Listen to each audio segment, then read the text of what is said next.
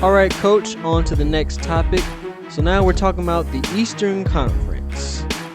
You've got Boston with Jason Tatum and Jaylen Brown, if Jaylen Brown decides to still stay there. Milwaukee with Giannis. LaMelo Ball will be coming back from his injury. Now the Pistons have another championship piece to build around with Jaden Ivey and Ausar Thompson. You've got Philadelphia with the reigning MVP, Joel Embiid. Hopefully Tobias Harris will still be there.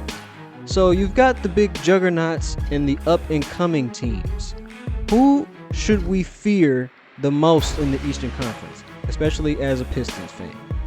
Right now, it's still about, Milwaukee and Boston. It's still the same people right now. We'll see what they do in Atlanta. But the teams of the future in the Eastern Conference, I have two. I believe the team of the future, even more so than the Pistons, is the Indiana Pacers. They have done a tremendous job the last 3 drafts. You got Tyrese Halliburton, who Sacramento should have never let go, who the Pistons should have drafted, but they got Killian Hayes. That's the only time I'm going to mention his name on this show. And then you followed that up with Benedict, I'm better than LeBron Mathurin, which he isn't, but, I like his confidence. And then you get what could be the best player out of this draft in Jarris Walker. That is a legit 1, 2, 3 to fear. That is a championship 1, 2, 3. There's absolutely no doubt about it. And they fit together. If you're Indiana, you can you got my permission, hear me, to get rid of Miles Turner. Because everything Miles Turner does, with the exception of the block shots, Jarris Walker does better. You sure Jarris Walker don't do it? He's not a better shot blocker than Miles Turner, but he's a better everything else. He's a better shooter. He's a better playmaker. He's a better on-ball defender. He's a better switch defender. He's better at everything. He's probably better at free throws too. And he stays on the floor. Right. You can't say that, because he hasn't played a NBA game. But listen, I don't even want to see them Pacers. I'm just being honest. If they keep their coaching staff together, they keep the culture. One of the things that I loved last year, this isn't a basketball thing, but it is a basketball thing. I think it was Mathurin, or it might have been I think it was Mathurin. He hadn't seen his family in a long time. He's from Jamaica, and they brought his family in, and they made Jamaican food and everything. I thought that was one of the nicest things that a team has ever done. That's the Pacer culture that they're trying to put in place. So if you keep doing that and you keep draft like they right now, they just need to add free agents. They don't really need anybody else. I'm hoping they keep Duarte. I like Duarte a lot. They've kind of shunned Duarte because of Benedict Mathurin. You're going to need a guy off the bench. I think he's perfect for that. Otherwise, send him to us. What do you think it's Serge Ibaka? Who got Serge Ibaka? I don't know. Well, he don't matter no way. He cooking now. What's his show? What do you eat? Are you scared to eat? I've only seen one episode with Giannis. Okay. But no, he's older. He's not going to factor. Jarris Walker is going to be starting in that position. So I think the Pacers are the team of the future in the East. I really do. If they keep everybody together, and then after that, I have the Pistons. The Pistons just have a ton of talent. They don't know how to play basketball yet, but they have a ton of talent. And I just think it's some key decisions that they need to make. I won't get into those right now because I don't want to upset people. Well, you know what? Yes, I am. I don't care. I'm going to say it now. If I was the Pistons right now, I think Cade Cunningham's trade value is the highest that it's going to be. I would trade him right now. I would trade him absolutely right now and try to get Mikal Bridges. I would leverage that to try to get Mikal Bridges. If you throw a team of Jaden Ivey, Mikal Bridges, and Asar Thompson out there, good night. Good night. Would the Nets even get rid of? Oh yes, they're stupid enough to do it. Stupid team. Remember, stupid teams. They got a mini KD on their team. They don't know it. Obviously, they don't know. His name has been in trade rumors already. So and if you twist my arm, because you would have to twist my arm, because I don't believe in doing this. I don't believe in trying to force it. I would probably consider trading Cade for Devin Booker too. But that would be more questionable for me because Devin is older than Mikal Bridges. But I think the Pistons are always trying to win now, and that's a problem. Just stay with your young guys. I don't dislike Cade at all. I don't think he fits with what they have, and I think he's going to want the ball. And Cade turns the ball over too much to be the dominant ball handler, and Asar turns the ball over as well. So if you keep those two guys on the team this year, I'm telling you, the Pistons are going to lead the league in turnovers. They're going to lead the league in turnovers, and I think that's going to always be a thing for Cade. Haven't seen enough of Asar to make that assumption. But Jaden Ivey, when he started the season, he looked like a fish out of water. And I told you, I said, this guy doesn't know how to play basketball. I have never seen a guy improve so much during a season. By the end of the season, the boy was a legit point guard. So I don't know who is responsible for that. I know he has a high work ethic, and the Pistons have great developmental coaches now. He looked awesome by the end of the season, so much so that I say he is the point guard, not Cade. So I would put Jaden at the point. I would put Cade at the 2 and Asar at the 3. But if we just keeping it real, Asar still needs to develop his shot. I would bring in another true shooter. So that's why I said Mikal Bridges or Devin Booker. If you bring in Bridges, Asar and Bridges would be the best wing combo defenders in the entire NBA. What about Jeremy and Asar? He used to be on the Pistons. Jeremy, who are you talking about? Jeremy Grant. He's a free agent. Yeah, I don't think they're going to go that way. Jeremy and Asar doesn't work as well. Not to say that it doesn't work, but it doesn't work as well as, like, Mikal is a true shooter. Jeremy Grant can shoot. There's a difference. Guys who can shoot, they're going to shoot 38. Like, I think he shot a career high this year because he was on the team with Dame. That's all that was about. But if you put him on a young team, Jeremy is going to go back to like a 35% shooter from 3. Mikal Bridges is going to shoot 40%. It don't matter what team you put him on, because he got 8-foot arms and can't nobody block his shot. So he can always get his shot off. And so that's the only play that I would honestly make. But that being, and then they had, the rest of their guys. We got to see what Jalen Duren's going to do. They still have Beef Stew. They probably going to get rid of Beef Stew, and they probably should. I saw that they already released R.J. Hampton. I thought that was a little bit premature.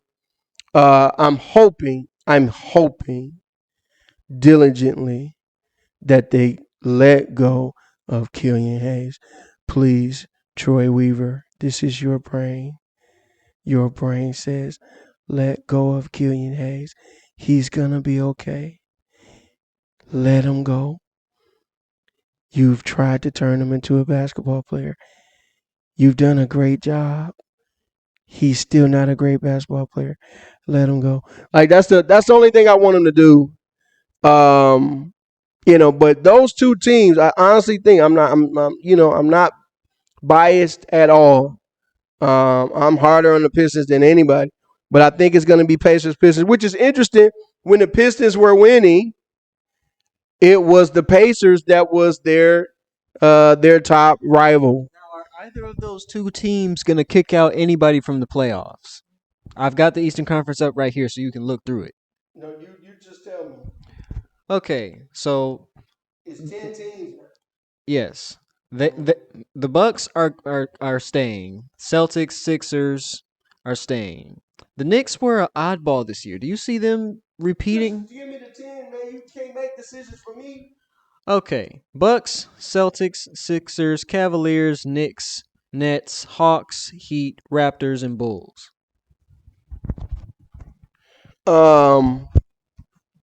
First of all, we got to see what we can't really make that determination yet because we got to see what's going to happen with free agency. Okay. What I will say is of those teams that made it, the teams that are most at risk of not making the playoffs, at the top of that list is the Sixers. Yes, sir. The Sixers are not a guarantee. Why do I say that? There's obviously turmoil. You have instability because you got rid of Doc Rivers. They don't have a coach. Okay. And they trying to trade Tobias Harris away. So there's a lot of instability there. The Grizzlies ended up with Marcus Smart, right? I think the Sixers made a huge mistake there. You mean the Celtics? No, the Sixers, because I feel like Marcus Smart is a guy that could have really held the Sixers together. They need a tough nosed dude that ain't scared of nobody and, a glue guy to keep everything together. Instead, it looks like they're trying to get rid of guys. So again, in Philly, trust the process. The process never worked. The process still hasn't worked. When you go 10-72, you're supposed to win a championship at some point. Look at all the first round picks that they had: Markelle Fultz, Nerlens Noel, Jahlil Okafor, Embiid, and on it. It hasn't worked. Oh my God, I forgot about him. So did everybody else. He forgot about himself. No, he didn't forget about him. He knew exactly what he was doing. But it has not worked. So whoever is in charge there, you can't keep making these changes. You have to have a culture. Like, I don't think the Sixers have a culture. Like, the Heat have a culture. The Pacers are building a culture. The Celtics, for damn sure, have a culture. The Pistons are building a culture. A lot of these other teams, Charlotte does not have a culture. Atlanta does not have a culture. That kind of stuff matters. You need a dude in that locker room that will shut everybody down, because it's easy to get frustrated during the season and not be focused. What made the Bad Boys great is because you had Isaiah Thomas, you had Bill Laimbeer, Rick Mahorn, that kept everybody in line. Right? On Miami, you have Udonis Haslem and Jimmy Butler that kept everybody in line. And what happens is, when you have a guy that keeps everybody accountable, when you put him on teams that don't want to be kept accountable, it doesn't work. So that's why when Jimmy Butler was in Minnesota, it didn't work, because Cat didn't want to be accountable. Other guys didn't want to be. Jimmy is like, yo, where y'all at? It's 5:51 in the morning. How come y'all not at practice? How come y'all not working out? How come? Oh, man, it'll be all right. And Jimmy knows what it takes. So he was a perfect fit in Miami for Heat culture. You got to have guys that fit your program. It's not just all these dudes can shoot and dribble and all of that. Man, it's about culture. And a lot of these GMs who've never been a part of a championship, who don't understand stuff, they don't get that part. They're just trying to do basketball analytics. What did he shoot from three? In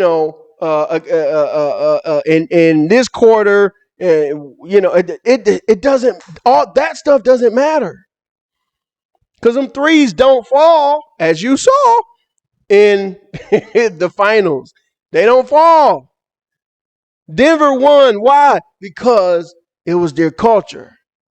Because they liked each other. They liked the coach. They knew each other. They spent time with each other. That's why they beat Miami. Even though Miami beat other teams without culture. There's no culture in Milwaukee. There's no culture there. Now, what do you define as culture? I define it as we're a team. We want to win. I like you. You hold me accountable, and I'm going to hold you accountable. And when I hold you accountable, you're not going to get mad at me because I'm holding you accountable. And I'm not going to get mad at you. Isaiah Thomas was the best player on the team. If he made a bad play, Joe and Bill had the right of way to say, Isaiah, that was a bad play. And Isaiah said, okay, you're right. My bad. I'll fix it. Right? That's good locker room. That's good culture. You got some teams where if you say something to the guy, like in Houston right now, if you the wrong guy, you say something to Jalen Green, he's not going to listen to you. Flat out. If you say something to Anthony Edwards, depending on who you are, he might not listen. So that's culture. When guys and you know how that happens? We go through wars together. We spend time together. We lose in the first round together. Like, just look, all you got to do is look at Golden State. What did they do? What did they go through? All right. They first of all, it was a sucky team. Then they lost in the first round. Then I think they lost in the second round. Then they lost in the conference finals, or maybe they just got to the second round. Right? But they kept the same guy. It was still Steph and Draymond and Clay going through this together. That's why when they became championships and Golden State did what they did, trying to win now, which ultimately it did work, but long term it didn't. And that was bringing in KD. When you bring in an outsider and it doesn't fit your culture, it upsets everybody that's there. So that's when you had that fallout between Draymond and KD that ultimately led to KD leaving. And everybody thought, oh, that was an L for the Warriors. What did they go and do? With culture, they went and won again without him. And what did Draymond say? What did he say? I don't know what he said. You don't know what he said? You don't know what the argument was about? He said, bro, we won without you. And so when KD left, did KD win anywhere else? No. No, he didn't. Everywhere KD went, he went to Brooklyn, they lost. He went to Phoenix, they lost. And they keep losing in the first round.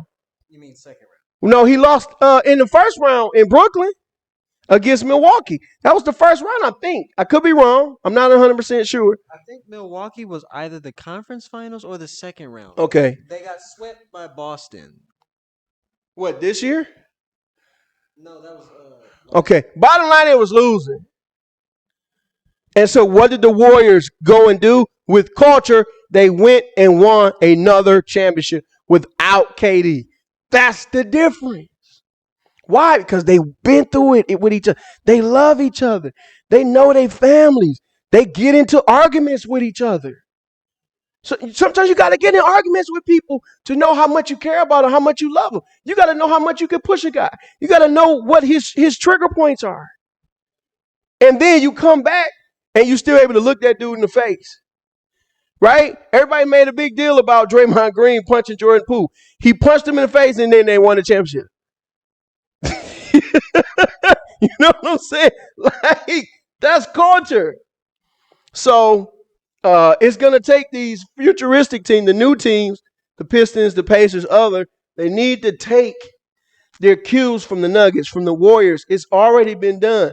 Trying to do it like the Lakers doesn't work. Trying to do it like, other teams, like what Phoenix did last year. Phoenix disrupted their culture, bringing KD in.